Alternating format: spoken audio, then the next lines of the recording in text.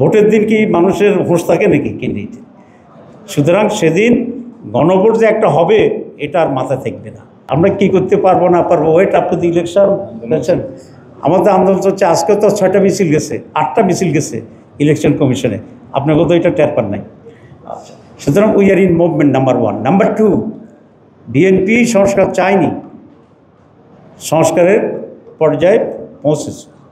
BNP গণভোট চায়নি, আপনারা জানেন। গণভোট কেন তারা একসাথে চায়? তারা গণভোটটাকে গলা টিপে হত্যা করতে চায়, কারণ তারা শুরু থেকে তো গণভোট চায়নি।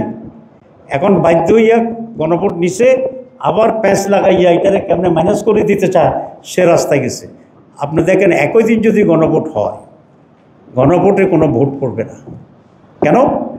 আমি সিরিয়াস থাকবো ধানের শীষ লইয়া, আমার এখন গণভোট মনে থাকবে, আমার তো ধানের শীষে একটা ভোট বাড়াইলে আমার জন্য সেখানে ভালো।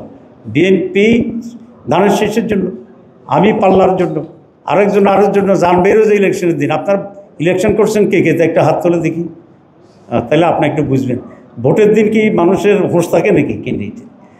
সুতরাং সেদিন গণভোট যে একটা হবে এটা আর মাথায় থাকবে না।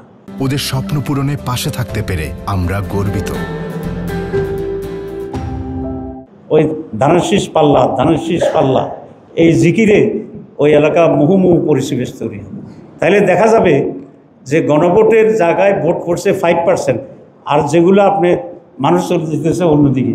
তো সেই কারণে বলছি যে এগুলো কায়দা কানুন করে একটা বস্তার উপরে আরও একটা বস্তা চাপা দিয়া ওইটারে মারি ফেলার একটা চেষ্টা করা।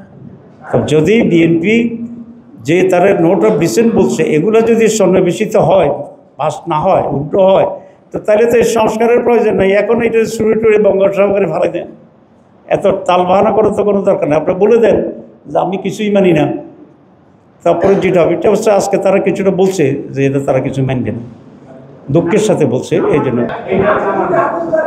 রাত হলে উত্তম, নাহলে অন্তত কালকে দিন ভিতরে অবশ্যই করতে হবে। কালকে যদি না করে তখন আমরা ভাববো কী করতে হবে। অ্যাডভান্স বেশি বলা তো ঠিক না। জি।